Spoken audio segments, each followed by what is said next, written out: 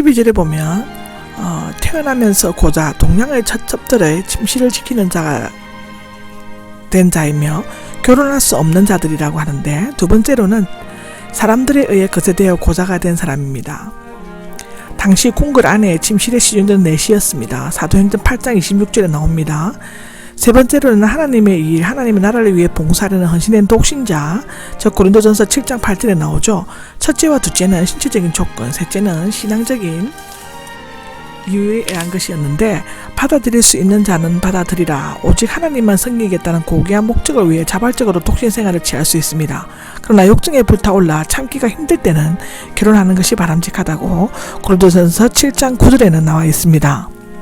13절입니다. 13절에는 어린아이들이 나오는데 7세 이하의 아이를 말하는데, 누가복음에는 갓난아기에게 유아로 되어 있습니다. 아마도 부모들이 어린아이들의 손을 잡거나 갓난아기들은 안고 업고 왔을 것입니다. 그들이 온 것은 예수님께서 그 아이들에게 손을 얹어 기도해 주시기를 바라는 마음에서였는데, 당시에는 유대인 어린아이들의 해당에 데리고 와서 랍비에게 축복을 받는 관습이 있었습니다.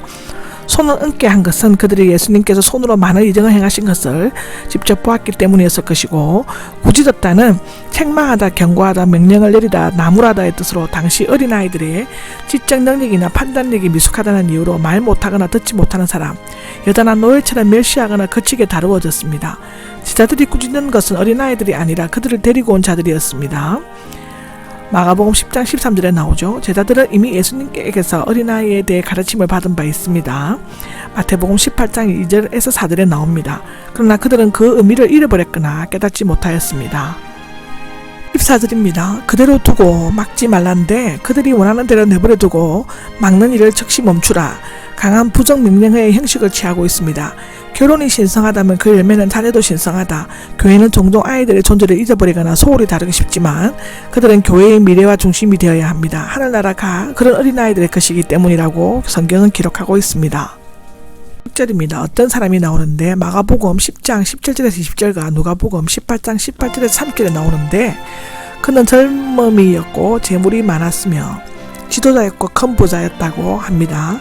또한 그가 달려와 무릎을 꿇고, 마가복음 10장 10절에 나오면 그는 그것을 보면 겸손하고도 열심히 있는 구도자였던 것 같습니다.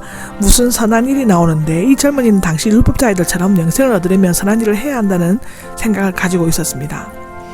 마가와 누가는 선하신이란 형용사를 선생님 앞에 붙이고 있습니다. 예수님은 이 질문에 대답하기 전에 먼저 젊은이가 오해하는 점을 바로잡아 주시려고 하셨는데, 첫째로는 선하신 분은 오직 하나님 뿐이시다. 선한 일에 대해 묻기 전에 먼저 선하신 하나님에 대해서 알아야 하고 그분에게서 해답을 구해야만 한다. 두 번째는 영생은 선하신 하나님께 속한 일이며 인간의 선을 가지고 영생을 얻을 수는 없다. 선이라는 사물이 아니라 곧 하나님이시다 라고 가르쳐 주셨습니다. 1절을 보면 생명이 나온다. 앞에 영생, 하늘나라에 들어가는 것이고 구원받는 것 모두 같은 뜻입니다. 계명을 지키라는 원래 계명, 즉 하나님의 명령의 말씀이 주어진 것은 생명을 얻도록 하기 위함인데, 그러나 타락한 인간은 계명이 요구하는 바를 충족시키지 못하였으므로 계명은 인간을 정죄하는 도구가 되고 말았습니다. 하나님께서 지키라고 하신 계명은 십계명의 후반으로부터 대인관계에 있어서 해야 할 의무입니다. 하나님에 대한 의무를 가리킨 처음 4계명의 언급을 하지 않은 것은 이미 그 청년이 재물을 하나님으로 섬김으로써 첫 계명을 어겼기 때문이었을 것입니다. 19절에 보면 내 이웃을 내 자신처럼 사랑하라가 나옵니다. 둘째 돌비의 핵심적인 정신인데, 젊은이는 다 지켰다고 말했습니다. 그러나 그것은 사실이 아님을, 가진 것은 다 팔아 가난한 자들에게 주라고 하는 말씀에 슬퍼하면서 가벼웠기 때문입니다. 20절에 보면 지켰습니다가 나옵니다. 부정과거형은 이 젊은이가 계명을 생활의 규범으로 삼아 지키고 있음을 암시합니다. 그는 모든 계명을 지켰다고 주장하지만 만족하지 못했고 그의 양심은 불안하였습니다. 그는 선을 직절 하나님의 본성으로서가 아니라 양적 하나님의 행위로 생각했고, 예수님께서 그를 바라보며 사랑스럽게 여기신 것을 보면 그는 나름대로 계명을 지키려고 많이 애썼음을 알 수 있습니다. 마태복음 10장 21절에 보면 나옵니다. 21절입니다.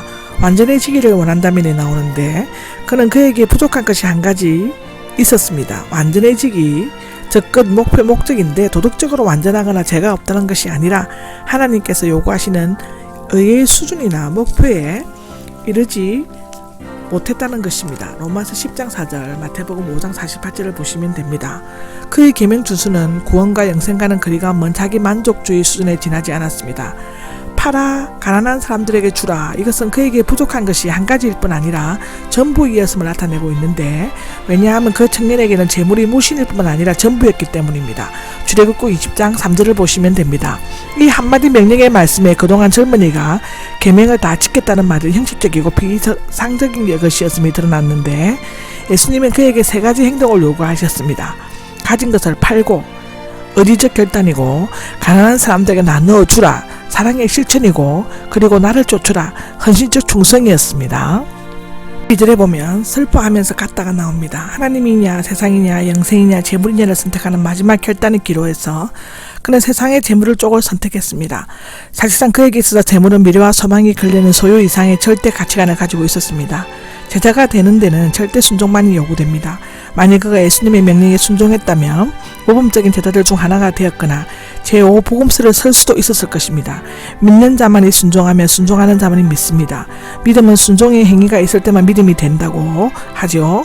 슬퍼하면서는 괴로워하다 울다 상처를 입다 현재 분사인데, 자신감과 우월감에 차 있었던 젊은이가 심각한 충격을 받고 괴로워하는 모습을 나타냅니다.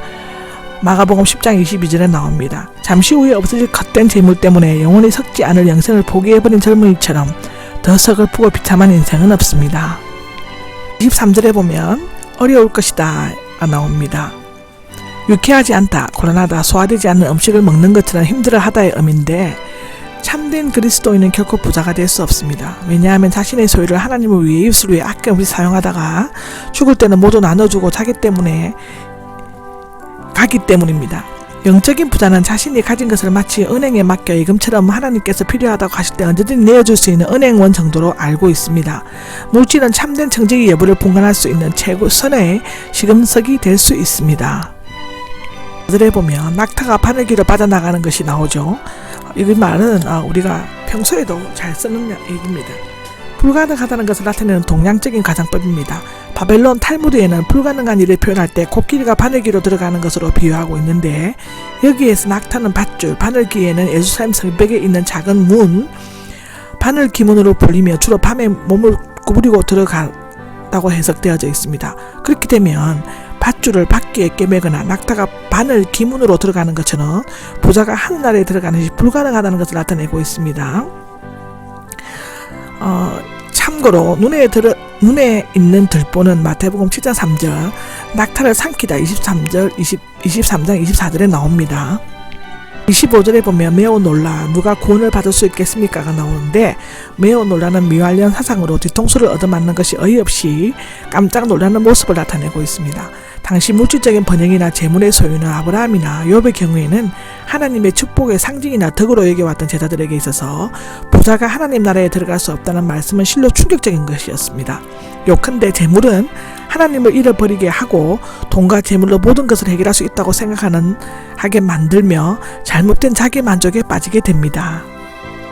26절에 하나님은 무슨 일인지 다 하실 수 있다 라고 기록되어져 있죠. 돈 많은 젊은이가 자기 힘으로 구원도 영생도 다 가질 수 있다고 생각은 했지만, 그것은 낙타가 바늘귀로 들어가는 것과 같이 어리석고 불가능한 일이었습니다. 물질이나 구원은 하나님의 절대적인 주관에 의해 행해지며, 하나님께서는 주님을 따르기 위해 자신의 재산과 명예를 포기한 세리 마테나 삭개오, 바나바 같은 사람들을 위대한 그리스도인이 되게 하셨습니다. 히브리서 7장 25절에 보면 나옵니다. 27절입니다. 우리는 무엇을 얻겠습니까?인데 부자 청년의 질문을 연상케 합니다. 부자 청년과 달리 모든 것을 버린 우리는 영생을 얻을 수 있지 않을까요? 라는 뜻의 질문일 수도 있습니다. 베드로의 생각은 여전히 물질주의적이며 이기적이었습니다. 그러나 이번에는 예수님께서 꾸짖지 않으시고 친절하게 두 가지의 약속을 말씀하셨습니다. 28절에가 그 첫 번째로 나오는데, 이스라엘의 12지파를 심판할 것이다 라고 합니다. 이것은 새로운 세상, 새롭게 됨, 회복됨, 새로운 세상으로 되어 있는데, 곧 인자가 자기의 영광스러운 보좌에 앉게 되는 새하늘과 새 땅이 임할 때를 말하는 것입니다. 이사야 65장에도 나오고 베드로후서 3장, 요한계시록 21장에 나옵니다. 심판할 것이라는 것은, 이 말은 제자들이 선악을 구분하고 형벌을 선언하는 심판의 주체자가 된다는 것이 아니라 12지파를 통치하게 된다는 것입니다. 심판하다에서 지배하다, 통치하다의 뜻이 있습니다. 여기에서 12지파의 영적인 이스라엘이나 교회 전체를 의미한다고 볼 수 있습니다.